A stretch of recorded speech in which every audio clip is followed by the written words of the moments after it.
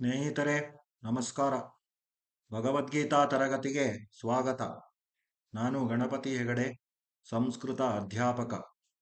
ಇವತ್ತು ನಾನು ಭಗವದ್ಗೀತೆಯ ಮೊದಲನೇ ಅಧ್ಯಾಯ 35 ಹಾಗೂ 36ನೇ ಶ್ಲೋಕಗಳನ್ನು ಓದಿಸುತ್ತೇನೆ. ಓಂ ಶ್ರೀ ಪರಮಾತ್ಮನೇ ನಮಃ. श्रीमद्भगवद्गीता अथ प्रथमोऽध्यायः अर्जुनविषादयोगः। एतान्न हन्तुमिच्छामि घ्नतोऽपि मधुसूदन अपि त्रैलोक्यराज्यस्य हेतोः किं नु मही कृते। एतान्न हन्तुमिच्छामि घ्नतोऽपि मधुसूदन अपि त्रैलोक्यराज्यस्य हेतोः किं नु मही कृते। एतान्न हन्तुमिच्छामि घ्नतोऽपि मधुसूदन अपि त्रैलोक्यराज्यस्य हेतोः किं नु मही कृते. ಹೇ ಮಧುಸೂದನ, ನನ್ನನ್ನು ಕೊಂದರೂ ಅಥವಾ 3 ಲೋಕಗಳ ರಾಜ್ಯ ದೊರಕಿದರೂ ಸಹ ನಾನು ಇವರೆಲ್ಲರನ್ನು ಕೊಲ್ಲಲು ಇಚ್ಛಿಸುವುದಿಲ್ಲ. ಮತ್ತೆ ಭೂಮಂಡಲದ ರಾಜ್ಯಕ್ಕಾಗಿಯಾದರೂ ಹೇಳುವುದೇನಿದೆ ಅಂತ ಅರ್ಜುನ ಶ್ರೀಕೃಷ್ಣ ಪರಮಾತ್ಮನಿಗೆ ಪ್ರಶ್ನಿಸುತ್ತಾನೆ. ನಿಹತ್ಯ ಧಾರ್ತರಾಷ್ಟ್ರಾನ್ನಃ ಕಾ ಪ್ರೀತಿ ಸ್ಯಾಜ್ಜನಾರ್ದನ ಪಾಪಮೇವಾಶ್ರಯೇದಸ್ಮಾನ್ ಹತ್ವೈತಾನಾತತಾಯಿನಃ.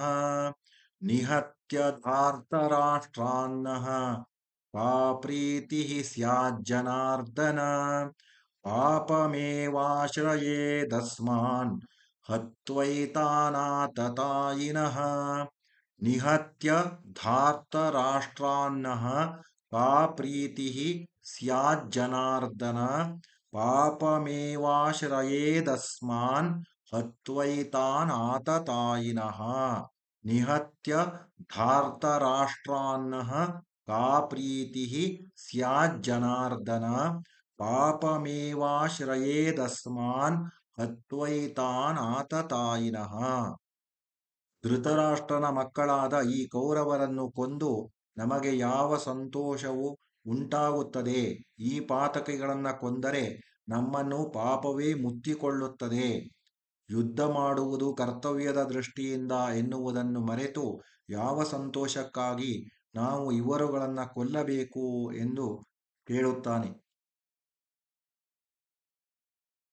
Now I will tell English meaning. ಏತಾನ್ನ ಹಂತುಮಿಚ್ಛಾಮಿ ಘ್ನತೋಪಿ Madhusudana ಅಪಿ ತ್ರೈಲೋಕ್ಯರಾಜ್ಯಸ್ಯ ಹೇತೋಃ ಕಿಂ ನು Mahi ಕೃತೆ.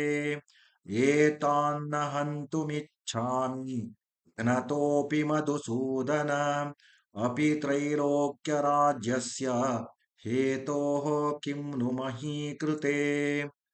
O slayer of Madhu, I do not want to kill them, though they may slay me, even for the sovereignty over the 3 worlds.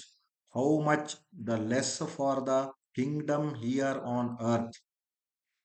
Next 36th. ನಿಹತ್ಯ ಧಾರ್ತರಾಷ್ಟ್ರಾನ್ನಃ ಕಾ ಪ್ರೀತಿ ಸ್ಯಾಜ್ಜನಾರ್ದನ ಪಾಪಮೇವಾಶ್ರಯೇದಸ್ಮಾನ್ ಹತ್ವೈತಾನಾತತಾಯಿನಃ. ನಿಹತ್ಯ ಧಾರ್ತರಾಷ್ಟ್ರಾನ್ನಃ ಕಾ ಪ್ರೀತಿ ಸ್ಯಾಜ್ಜನಾರ್ದನ ಪಾಪಮೇವಾಶ್ರಯೇದಸ್ಮಾನ್ ಹತ್ವೈತಾನಾತತಾಯಿನಃ.